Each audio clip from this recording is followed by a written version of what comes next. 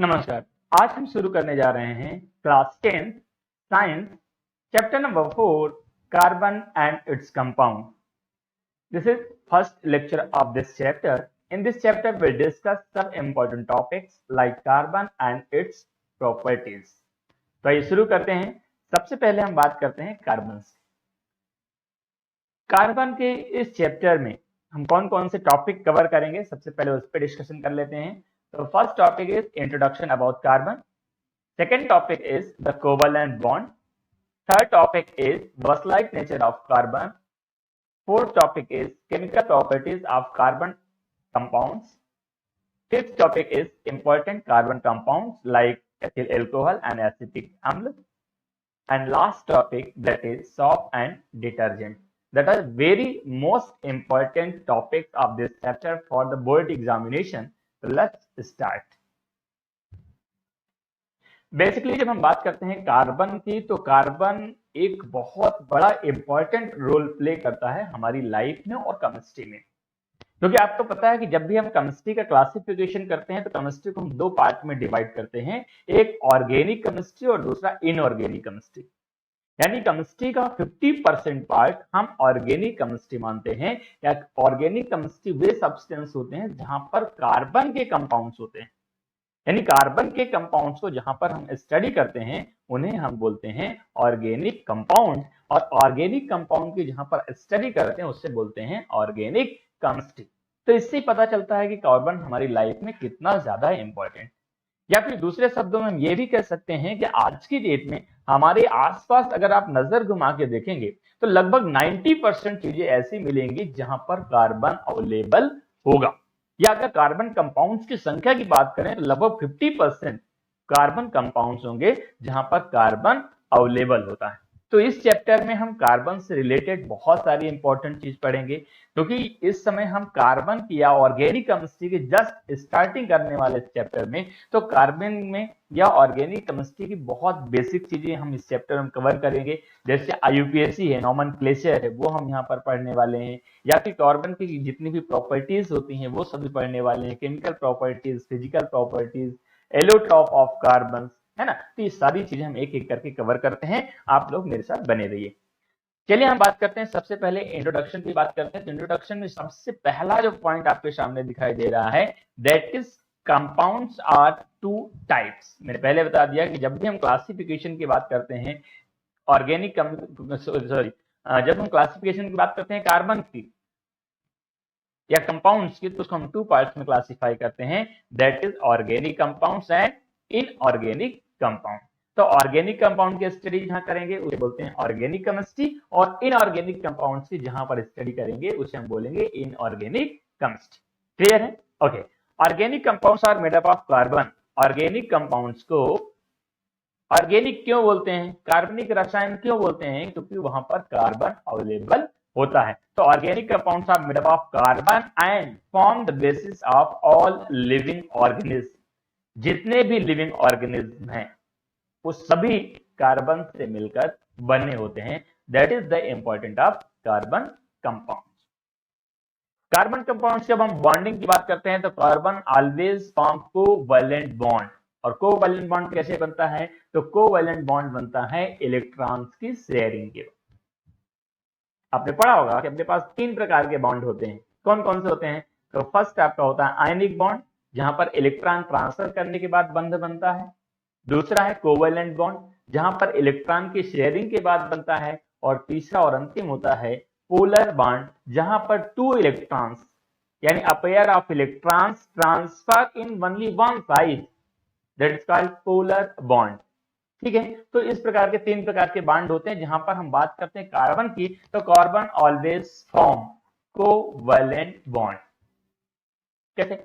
The bond form by the sharing of electron, यानी covalent bond किसे कहते हैं? तो the bond form by sharing of electron pair between two atoms are known as covalent atoms या covalent bond. Noble gas configuration of carbon. Noble gas configuration क्या होता है? तो बहुत इंपॉर्टेंट टॉपिक है। लास्ट चैप्टर में, चैप्टर नंबर 3 क्लास 9th में हमने पढ़ा था कि नोबल गैस कॉन्फ़िगरेशन कैसे होता है। यानी जितने भी एटम इस संसार में अवेलेबल हैं वो हमेशा अपना ऑक्टेट, ऑक्टेट मीन्स होता है कि लास्ट वाला जो ऑर्बिट है या वैलेंस जो शेल होता है वहां पर लगभग मैक्सिमम नंबर ऑफ इलेक्ट्रॉन 8 होते हैं, 8 इलेक्ट्रॉन आते हैं। तो 8 इलेक्ट्रॉन पूरा करने की वो हमेशा कोशिश करते हैं। जैसे सोडियम के पास 1 इलेक्ट्रॉन है वैलेंस शेल में, तो 1 इलेक्ट्रॉन लूज करता है, जिसके बाद 8 कंप्लीट होते हैं। क्लोरीन के पास 7 इलेक्ट्रॉन्स होते हैं वैलेंस शेल में, वो 1 इलेक्ट्रॉन गेन करता है, जिसके बाद उसका ऑक्टेट पूरा होता है। उसी तरह जो कार्बन होता है, कार्बन के पास भी अवेलेबल जो पोजीशंस हैं उसका ऑक्टेट पूरा करने के लिए, लास्ट ऑर्बिट कंप्लीट करने के लिए, उसी को हम बोलते हैं नोबल गैस कॉन्फ़िगरेशन। ठीक है, क्योंकि आपको पता है कि जो नोबल गैसेस होती है उनका लास्ट वाला ऑर्बिट कंप्लीटली फिल होता है या ऑक्टेट रूल को फॉलो करता है। ठीक है, तो कार्बन इज टेट्रावैलेंट, सभी को पता है कार्बन की वैलेंसी कितनी होती है 4, और इसीलिए उसको हम बोलते हैं carbon is tetravalent and it does not form ionic bond, और ये आयनिक बॉन्ड फॉर्म नहीं करता है। क्यों? क्योंकि आयनिक बॉन्ड फॉर्म करना है तो आयनिक बॉन्ड आपको पता है कि या तो इलेक्ट्रॉन लूज करेगा या तो इलेक्ट्रॉन गेन करेगा, पर कार्बन के पास ये दोनों चीजें पॉसिबल नहीं है। क्यों? बाई आइदर लूजिंग 4 इलेक्ट्रॉन, यदि आपका कार्बन है वो 4 इलेक्ट्रॉन लूज करता है तो carbon has only 6 electron. If it's lose 4 electrons, it's only contains only 2 electrons. They can't hold 6 protons, so that is impossible. और by gaining 4 electrons या 4 electron वो गेन भी नहीं करता है, क्योंकि अगर 4 इलेक्ट्रॉन वो गेन करता है, दो चीजें आती हैं यहाँ पर। पहले या तो वो 4 इलेक्ट्रॉन गेन करे या तो 4 इलेक्ट्रॉन लूज करे, दोनों पॉसिबिलिटीज हो सकती हैं क्योंकि दोनों नंबर सेम हैं। अगर 4 इलेक्ट्रॉन उससे लूज करना है तो उसके लिए बहुत ज्यादा एनर्जी की रिक्वायर्ड होती है, जो कि कार्बन के पास अवेलेबल नहीं है। इस वजह से वो एक साथ 4 इलेक्ट्रॉन लूज नहीं कर सकता। दूसरा, गेन करना, अगर वो 4 इलेक्ट्रॉन एक साथ गेन करता है, ग्रहण करता है, तो उसके पास ऑलरेडी 6 इलेक्ट्रॉन्स हैं, 4 इलेक्ट्रॉन उसने गेन कर लिया, हो गए कितने? 10 इलेक्ट्रॉन्स। बट प्रोटॉन्स अभी कितने हैं? 6 प्रोटॉन्स हैं। तो 6 प्रोटॉन्स 10 इलेक्ट्रॉन्स को होल्ड नहीं कर सकते, जिसलिए वो इलेक्ट्रॉन गेन नहीं करते और बहुत ज्यादा एनर्जी की रिक्वायरमेंट होती है इलेक्ट्रॉन लूज करने के लिए। इसलिए कार्बन ना तो इलेक्ट्रॉन लूज करता है और ना तो इलेक्ट्रॉन गेन करता है, और इसी वजह से कार्बन कभी भी आयनिक बॉन्ड फॉर्म नहीं करता है। Carbon always form covalent bond. The result is it is difficult to hold 4 extra electrons and would require large amount of energy to remove 4 electrons. That is the reason carbon always form covalent bond. So carbon can form bond by sharing of its electron with the electron of other carbon atoms or with other elements and obtain noble gas configuration. और यही reason है कि जो carbon होता है वो हमेशा electron share करता है किसी भी कार्बन एटम से या फिर किसी दूसरे एलिमेंट के एटम से। जब इलेक्ट्रॉन वो शेयर करता है तो उसका जो ऑक्टेट होता है या फिर नोबल गैस कॉन्फ़िगरेशन होता है वो कंप्लीट होता है। The atoms of other elements like hydrogen, आपको पता है, मैंने बताया कि या तो कार्बन के साथ जुड़ेगा या तो कार्बन के अलावा दूसरे जो एलिमेंट्स हैं, जैसे the atoms of other elements like hydrogen, like oxygen and nitrogen, chlorine also form bond by sharing of electron. जिस तरह से कार्बन के साथ इलेक्ट्रॉन शेयर करता है, हाइड्रोजन के साथ शेयर कर सकता है, ऑक्सीजन के साथ शेयर कर सकता है, नाइट्रोजन के साथ शेयर कर सकता है, क्लोरीन के साथ शेयर कर सकता है, वैसे ही हाइड्रोजन भी इलेक्ट्रॉन शेयर करके बॉन्ड बनाता है, ऑक्सीजन भी बनाता है, नाइट्रोजन भी बनाता है और क्लोरीन भी बनाता है, और ये सभी इलेक्ट्रॉन शेयर करके बॉन्डिंग करते हैं, इसलिए इनको भी हम कोवैलेंट कंपाउंड्स बोल सकते हैं। अब हम बात करते हैं टाइप्स ऑफ बॉन्ड, कितने प्रकार के होते हैं। तो जैसे मैंने अभी आपको बताया था हमारे पास कितने प्रकार के बॉन्ड होते हैं, 3 टाइप्स के बॉन्ड होते हैं। 3 टाइप्स में मैंने बताया था आयनिक बॉन्ड, कोवैलेंट बॉन्ड और पोलर बॉन्ड। उसके बाद अगर हम बात करेंगे टाइप ऑफ कोवैलेंट बॉन्ड्स की, तो कोवैलेंट बॉन्ड 3 टाइप्स के होते हैं। First, single covalent bond, double covalent bond and triple covalent bond. तो first is single covalent bond, या हिंदी में से हम बोलते हैं एकल बंध। तो when a single pair of electrons are shared between 2 atoms in a molecule, यानी किसी भी मॉलिक्यूल में यदि सिंगल इलेक्ट्रॉन की शेयरिंग होती है तो वहां पर जो बॉन्डिंग होती है उसे हम बोलते हैं single covalent bond.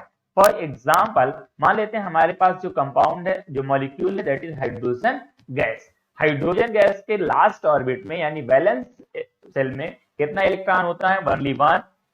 Hydrogen second के पास भी ओनली वन। दोनों के पास एक एक इलेक्ट्रॉन है, ये लूज नहीं कर सकते, गेन नहीं कर सकते, तो क्या कर सकते हैं? तो ये इलेक्ट्रॉन की शेयरिंग करते हैं। तो जब ये आपस में वन वन में इलेक्ट्रॉन की शेयरिंग करेंगे तो दोनों के पास दो दो सेल, दो दो इलेक्ट्रॉन्स कंप्लीट हो जाएंगे और इस वजह से हम कह सकते हैं कि they form covalent bond because they share their electrons. और जब ये दोनों एक दूसरे के इलेक्ट्रॉन शेयर कर लेते हैं तो फिर इनका जो लास्ट ऑर्बिट होता है वो कंप्लीट हो जाता है, यानी ये नोबल गैस कॉन्फ़िगरेशन ऑब्टेन कर लेते हैं। जैसे यहाँ पर आप चित्र में देख रहे होंगे, यहाँ पर आपका एक हाइड्रोजन का एटम हो गया, यहाँ पर आपका दूसरा हाइड्रोजन का एटम हो गया। दोनों हाइड्रोजन के एटम में एक एक इलेक्ट्रॉन है, एक इसके पास है, एक इसके पास है। बट जब दोनों आपस में शेयर कर लेते हैं तो शेयर करने के बाद आप अगर देखेंगे तो आपको दिखाई देगा, जैसे मान लेते हैं यहाँ पर आप देखिए तो ये वाला जो कार्बन एटम है, देखिए इसके पास भी दो इलेक्ट्रॉन हो गए और ये वाला जो कार्बन एटम है इसके पास भी दो इलेक्ट्रॉन हो गए। जब दोनों के पास दो दो इलेक्ट्रॉन कंप्लीट हो गए इसका मतलब नोबल गैस कॉन्फ़िगरेशन हो गया। और जब एक एक इलेक्ट्रॉन की शेयरिंग होती है इसलिए इसे हम बोलते हैं सिंगल कोवैलेंट बॉन्ड। और इसको हम कैसे दर्शाते हैं? तो जैसे hydrogen is bonded with single bond, yes, ये होता है आपका, ठीक है। और इसी तरह अगर हम बात करें फ्लोरीन की बात करें तो ये सभी एक एक इलेक्ट्रॉन की शेयरिंग करते हैं और इसीलिए इसे हम बोलते हैं single covalent bond. Next, double covalent bond. Double covalent bond में क्या होता है कि जैसे मान लेते हैं कि सिंगल कोवैलेंट बॉन्ड में क्या होता है, एक एक इलेक्ट्रॉन की शेयरिंग होती है सिंगल इलेक्ट्रॉन्स की, बट डबल कोवैलेंट बॉन्ड में टू टू इलेक्ट्रॉन्स की शेयरिंग होती है। When two pairs of electrons are shared between two atoms in a molecule, that is called double covalent bond। तो यहाँ पर एग्जांपल्स के लिए हम ले रहे हैं, चाहे हम ऑक्सीजन ले लें या फिर कार्बन डाइऑक्साइड ले लें, दोनों में डबल इलेक्ट्रॉन की शेयरिंग होती है। जैसे हम देख लेते हैं ऑक्सीजन की, तो ऑक्सीजन की कंडीशन क्या होती है? आपको पता है कि ऑक्सीजन के वैलेंस सेल में 6 इलेक्ट्रॉन्स होते हैं। अब 6 इलेक्ट्रॉन्स हैं एक एटम में और उसको अपना नोबल गैस कॉन्फ़िगरेशन ऑब्टेन करने के लिए 2 इलेक्ट्रॉन्स की रिक्वायर्ड है।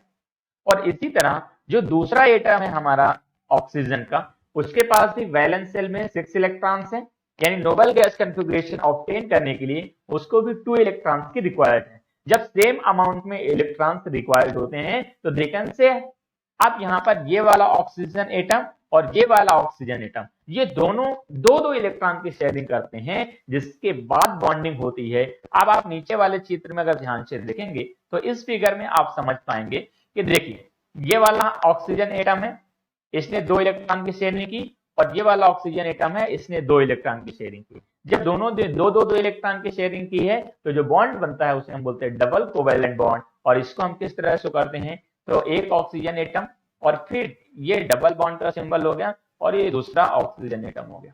तो इस तरह की जो बॉन्डिंग होती है इसे हम बोलते हैं डबल बॉन्ड।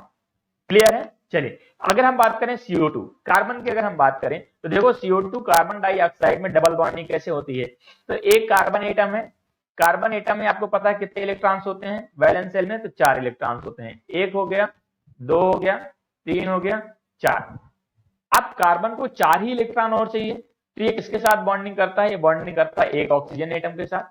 जब ऑक्सीजन एटम के साथ बॉन्डिंग करता है तो कार्बन के 2 इलेक्ट्रॉन मिल जाते हैं। अभी भी 2 इलेक्ट्रॉन और रिक्वायर्ड है, इसलिए इसने एक ऑक्सीजन एटम से और कंबाइन करता है डबल बॉन्डिंग से, और जिसके बाद आपका क्या बन जाता है? Carbon dioxide. तो कार्बन डाइऑक्साइड में भी डबल बॉन्ड है और ऑक्सीजन में भी डबल बॉन्डिंग होती है। ये हो गया आपका डबल कोवैलेंट बॉन्ड। अब हम बात करते हैं ट्रिपल कोवैलेंट बॉन्ड। तो ट्रिपल कोवैलेंट बॉन्ड क्या होता है कि जहां पर 3 इलेक्ट्रॉन की शेयरिंग होती है उसे ट्रिपल कोवैलेंट बॉन्ड कहते हैं। For example, when 3 pairs of electrons are shared between 2 atoms in a molecule, so that is called triple covalent bond. For example, you can say nitrogen gas. तो nitrogen gas का जो valence shell होता है, last वाला orbit होता है, उसमें 5 electrons होते हैं। अब 5 इलेक्ट्रॉन्स हैं तो अगर उसको नोबल गैस कॉन्फ़िगरेशन ऑब्टेन करना है तो 3 इलेक्ट्रॉन्स की रिक्वायर्ड होती है। अब नाइट्रोजन के दो एटम है, दोनों को आपस में कंबाइन होना है, दोनों को आपस में बॉन्डिंग करना है, तो दोनों एटम को 3 इलेक्ट्रॉन्स की रिक्वायर्ड होती है। अब दोनों अगर नाइट्रोजन एटम जो है 3 इलेक्ट्रॉन की शेयरिंग करते हैं तो उनका नोबल गैस कॉन्फ़िगरेशन ऑब्टेन हो जाता है, दोनों में आपस में बॉन्डिंग हो जाती है और उस बॉन्डिंग को हम बोलते हैं, आप देखिए यहाँ पर 3 इलेक्ट्रॉन की शेयरिंग हुई है, जिसके बाद बॉन्डिंग हुई है, तब जाके आपका नाइट्रोजन गैस बनता है, इसको हम बोलते हैं ट्रिपल बॉन्ड। और इसको हम इस तरह से single bond, double bond, triple bond, इस तरह से बॉन्डिंग को शो करते हैं। ये हो गया आपके 3 types of covalent bond, single bond, double bond and triple bond. When atoms are shared 1 electron, that is called single bond. When share 2 electrons, that is called double bond. When share 3 electrons, that is called triple bond. Is it clear everyone? Okay. चलिए आगे बढ़ते हैं और देखते हैं। अब हम बात करते हैं electron dot structure. Electron dot structure आपका बोर्ड एग्जाम में पूछा जाता है, ये तय है, इसलिए ध्यान से समझने की कोशिश करना कि इलेक्ट्रॉन डॉट स्ट्रक्चर किसे कहते हैं और कैसे बनाया जाता है। For example, the electron dot structures provide a picture of bonding in molecules in term of share pair of electrons and octet rule. यानी जब कोई भी दो एटम आपस में कंबाइन होते हैं, आपस में रिएक्ट करते हैं, आपस में इलेक्ट्रॉन की शेयरिंग करते हैं अपना ऑक्टेट रूल को कंप्लीट करने के लिए, तो उनका जो स्ट्रक्चर होता है उसे हम बोलते हैं इलेक्ट्रॉन डॉट स्ट्रक्चर।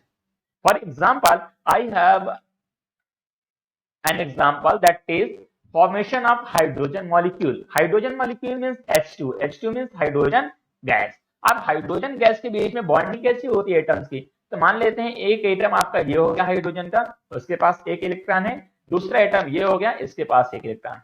जब आपस में दोनों बॉन्ड करेंगे तो 1-1 इलेक्ट्रॉन की शेयरिंग होगी। जब 1-1 इलेक्ट्रॉन की शेयरिंग होगी तो इसे हम बोलेंगे सिंगल बॉन्ड। और इस तरह का जो चित्र आपके सामने दिखाई देता है इसे हम बोलेंगे इलेक्ट्रॉन डॉट स्ट्रक्चर। ये नॉर्मल बॉन्डिंग दिखानी है तो आप ये दिखा सकते हैं, हाइड्रोजन हाइड्रोजन के बीच सिंगल बॉन्डिंग है। बट जब आपको इस इलेक्ट्रॉन डॉट स्ट्रक्चर बनाने की बात आए तो इस तरह से आपका इलेक्ट्रॉन डॉट स्ट्रक्चर बनेगा। ये हो गया हाइड्रोजन का। आइए देखते हैं कुछ और एग्जांपल। अब हम बात करते हैं formation of CH4 molecule. CH4 means that is methane. अब मेथेन के मॉलिक्यूल को यदि फॉर्म करना है तो नॉर्मल तौर पे आपको पता है कि atomic number of carbon is 4, number of valence electron 4, atomic number of hydrogen 1, atomic number of valence electron 1। तो जो आपका कॉम्बिनेशन हो रहा है वो किसके साथ हो रहा है, कार्बन के साथ। तो कार्बन के कितने एटम्स हैं, तो कार्बन के पास एक एटम है और हाइड्रोजन के पास 4 एटम हैं। ये आपस में जब कंबाइन होंगे तब जो बॉन्डिंग होती है उसे हम बोलते हैं सिंगल बॉन्ड। कैसे, देखते हैं। ये आपका सेंटर में जो कार्बन है, कार्बन के पास बैलेंस इलेक्ट्रॉन कितने होते हैं, 4।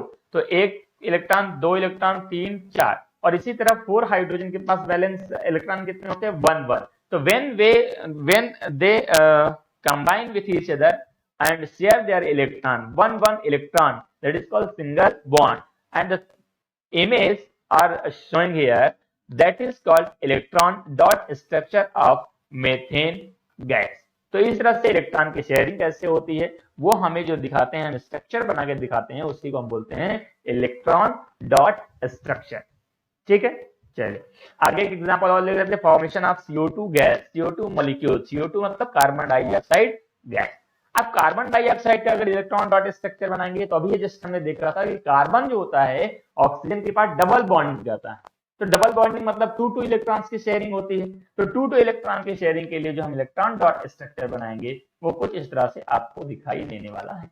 क्यों, क्योंकि कार्बन बीच में है, इधर ऑक्सीजन से डबल बॉन्डिंग है, इधर ऑक्सीजन से डबल बॉन्डिंग है। डबल बॉन्डिंग है मतलब 2-2 इलेक्ट्रॉन की शेयरिंग है। तो आप यहाँ भी देख सकते हैं कि 4 इलेक्ट्रॉन यानी 2-2 इलेक्ट्रॉन की शेयरिंग है, और यहाँ भी देख सकते हैं 4 इलेक्ट्रॉन यानी 2-2 इलेक्ट्रॉन की शेयरिंग है।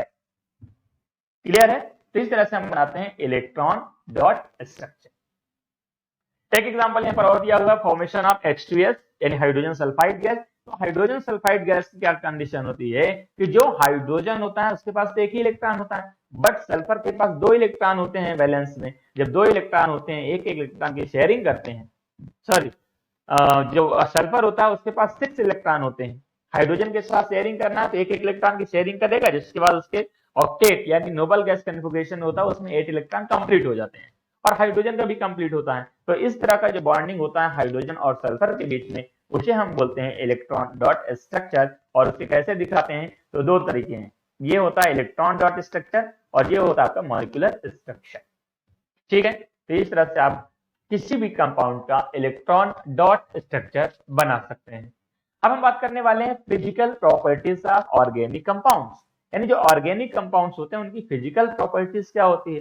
तो फिजिकल प्रॉपर्टीज में नॉर्मल तौर पे क्या क्या आता है, तो उसमें स्टेट आता है, उसमें कलर आता है, उसमें बॉइलिंग पॉइंट आता है, उसमें मेल्टिंग पॉइंट आता है, डेंसिटी आता है, कॉन्ट्रैक्शन आता है, फिल्टरेशन, मतलब इस कई सारी चीजें प्रॉपर्टीज होती हैं जिससे हम फिजिकल प्रॉपर्टीज में काउंट करते हैं। क्लियर है। अब हम बात करते हैं most of the organic compounds have low boiling and melting point due to the weak force of attraction and the intermolecular force of attraction between these molecules. Most carbon compounds are poor conductors of electricity due to absence of free electrons and free ions. चलिए देख लेते हैं। जैसे यहाँ पर कुछ compounds हैं, उन कंपाउंड्स के कुछ मेल्टिंग पॉइंट और बॉइलिंग पॉइंट हमने लिख रखे हैं। सबसे पहले हमारे पास एग्जांपल है, वो एग्जांपल है एसिटिक एसिड यानी CH3COOH। अगर इसके मेल्टिंग पॉइंट की बात करेंगे तो 290 डिग्री केल्विन होता है, जबकि बॉइलिंग पॉइंट 291 डिग्री केल्विन होता है। क्लोरोफॉर्म की अगर हम बात करें तो क्लोरोफॉर्म मतलब CH3 और इसका जो मेल्टिंग पॉइंट होता है that is 209 degree kelvin and boiling point is 334 degree kelvin. Ethanol CH3COOHL CH3CH2OH 156 इसका मेल्टिंग पॉइंट है और 351 इसका बॉइलिंग पॉइंट है। बट अगर हम मेथेन गैस की बात करें तो मेथेन गैस का जो मेल्टिंग पॉइंट है वो 90 डिग्री सेंटीग्रेड यानी 90 डिग्री सेल्सियस होता है, जबकि बॉइलिंग पॉइंट 111 डिग्री केल्विन होता है।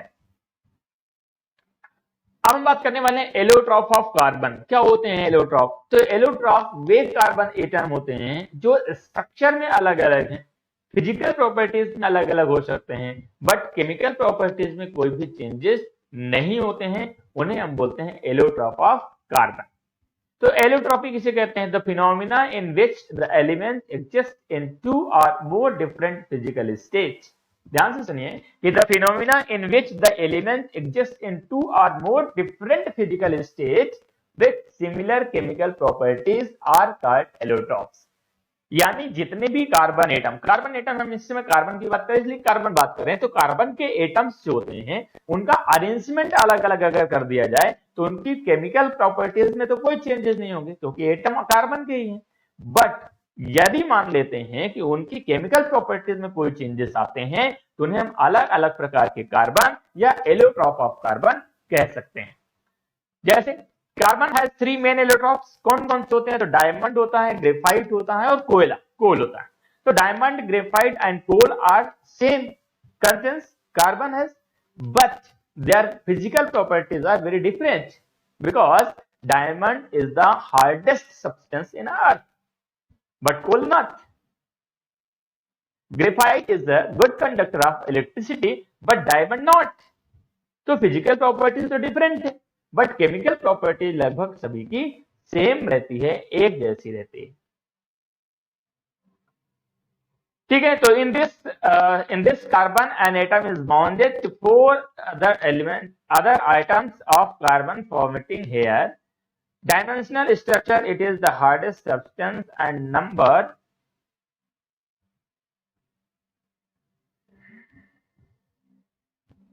ठीक है, तो ये होता है आपका एलोट्रॉप ऑफ कार्बन। तो इसमें हम सबसे पहले बात करने वाले हैं डायमंड की। तो डायमंड क्या होता है कि in this carbon an atom is bonded to 4 other atoms of carbon forming 3 dimensional structure and it is the hardest substance and insulator and it is used for drilling rocks and cutting. It is also used for making jewellery. जो diamond होता है, diamond का जो shape होता है वो कैसा होता है? वो होता है आपका 3 डायमेंशनल, 3D में होता है। दूसरी चीज, कार्बन की जो बॉन्डिंग होती है एटम्स की वो डिफरेंट होती है। सबसे हार्डेस्ट सब्सटेंस है संसार का, कहाँ यूज होता है? तो ड्रिलिंग रॉक, जो पहाड़ियां होती है, चट्टाने होती हैं, उसमें ड्रिल करने के काम आता है। साथ ही साथ एक इंसुलेटर की तरह काम करता है और इसका यूज हम ज्वेलरी बनाने के लिए भी करते हैं क्योंकि ये लस्टर प्रॉपर्टी गेन करता है। नेक्स्ट आपका graphite, graphite is also another allotrope of carbon and in this each carbon atom is bonded of 3 other carbon atom, यानी एक कार्बन एटम अगले 3 कार्बन एटम से बना होता है, बॉन्डेड होता है। It is a good conductor of electricity and it is used as lubricant. इसका यूज कहां करते हैं? तो लुब्रिकेंट के रूप में यूज करते हैं। और दूसरी चीज, इलेक्ट्रिसिटी में कंडक्टर होता है और इसलिए इसका यूज हम सेल में करते हैं, बैटरीज में करते हैं। ठीक है, आगे लास्ट आपका एलोट्रॉप ऑफ कार्बन है Buckminster fullerene, that is the that are 3 allotrope of carbon. तो Buckminster fullerene, it is an allotrope of carbon containing cluster of 60 carbon atom। जो क्लस्टर होता है, क्लस्टर मतलब बंच, ठीक है, तो 6 लगभग 60 कार्बन एटम्स का एक बंच होता है, join together to form spherical molecules. Spherical molecules like that you can say football ball. तो फुटबॉल बॉल जो होता है उस स्ट्रक्चर में होता है, it is dark solid and room temperature. और रूम टेम्परेचर में डार्क भी होता है और इसका जो टेम्परेचर होता है रूम टेम्परेचर में डार्क भी होता है और सॉलिड स्टेट में भी पाया जाता है। आइए चित्र देख के समझ लेते हैं। यहां पर आप देखेंगे एलोट्रॉपिक फॉर्म ऑफ कार्बन। यहां पर आपके तीनों प्रकार के कार्बन रखे हुए हैं। जैसे आप सबसे नीचे देख पा रहे हैं ग्रेफाइट। तो ग्रेफाइट क्या होता है? Graphite is allotrope of carbon. Diamond is also allotrope of carbon. Buckminster fullerene is also a allotrope of carbon. तो आप देख सकते हैं यहां पर तीनों के जो स्ट्रक्चर हैं वो अलग अलग है। जैसे हमने ग्रेफाइट भी पढ़ा था, ग्रेफाइट के जो एटम्स होते हैं वो एक एटम अगले 4 एटम से कंबाइन हो सकता है। जबकि अगर हम बात करेंगे किसकी, हम बात करेंगे बर्कमिस्टर फ्लोरीन की, तो फर्स्ट वाला कार्बन जो होता है वो फर्स्ट वाला जो कार्बन होता है या कोई भी कार्बन एटम अगले 3 कार्बन एटम के साथ बंधा होता है या बॉन्डेड होता है। ठीक है, अब हम बात करते हैं physical properties of covalent compounds. यानी जो कोवैलेंट कंपाउंड्स होते हैं उनकी फिजिकल प्रॉपर्टीज क्या होती हैं? तो covalent compounds have low melting and boiling points. जितने भी ऑर्गेनिक कंपाउंड होते हैं, कोवैलेंट कंपाउंड्स होते हैं, उनका बॉइलिंग पॉइंट और मेल्टिंग पॉइंट कम होता है and have week intermolecular force. और उनके बीच में वीक इंटरमोलिकुलर फोर्स होता है, बहुत ज्यादा तेजी से हम नहीं कर सकते हैं। And they are generally poor conductor of electricity as electrons are shared between atoms and no charge particle are form. ठीक है, तो यहाँ पर कोई भी चार्ज पार्टिकल्स फॉर्म नहीं होता है। तो कार्बन की पहली जो कोवैलेंट कंपाउंड्स होते हैं उसकी पहली प्रॉपर्टीज होती है versatile nature of carbon. Versatile nature का मतलब यह होता है कि कोई भी कार्बन एटम किसी के साथ भी कंबाइन कर सकता है, किसी के साथ भी जुड़ सकता है, किसी भी तरह की बॉन्डिंग कर सकता है। और यही रीजन है कि लाखों नहीं करोड़ों की संख्या में आज की डेट में कार्बन कंपाउंड्स अवेलेबल हैं। ठीक है, यानी कार्बन किसी भी रोल में आप डालेंगे फिट हो जाएगा। फॉर एग्जाम्पल अगर हम बात करेंगे अनुपम खेर, तो अनुपम खेर इज एक्टर, उसे आप किसी भी फिल्म में कोई भी रोल दे देते हैं तो वो कवर कर लेता है। That is the versatile nature of Anupam Kher. तो वैसा ही सेम कार्बन के साथ भी है। कार्बन को कोई भी रोल प्ले करने के लिए बोल दोगे तो वो सारे रोल प्ले कर सकता है। तो फर्स्ट प्रॉपर्टी कैटेनेशन। कैटेनेशन को दूसरे शब्दों में कह सकते हैं सेल्फ लिंकिंग प्रॉपर्टी। यानी जो कार्बन होता है वो अपने आप में से जुड़ सकता है। तो carbon can link with carbon atoms by means of covalent bond to form long chain, branch chain or close ring compounds। ठीक है, next point is carbon atoms may be linked by single, double और triple. यानी carbon जो atom होते हैं वो single भी join हो सकते हैं, डबल भी ज्वाइन हो सकते हैं, ट्रिपल भी ज्वाइन हो सकते हैं। फॉर एग्जाम्पल जैसे अगर हम बात करेंगे कार्बन की, तो यदि हम मान लेते हैं ये कार्बन है, तो ये कार्बन अगले 4 कार्बन के साथ ज्वाइन हो सकता है ये, और फिर ये कार्बन डबल बॉन्ड से भी ज्वाइन हो सकता है, ट्रिपल बॉन्ड से भी ज्वाइन हो सकता है, सिंगल बॉन्ड से भी ज्वाइन हो सकता है। टेट्रावैलेंसी क्या होती है? टेट्रावैलेंसी मतलब, टेट्रा मतलब 4, वैलेंसी मतलब वैलेंस इलेक्ट्रॉन्स।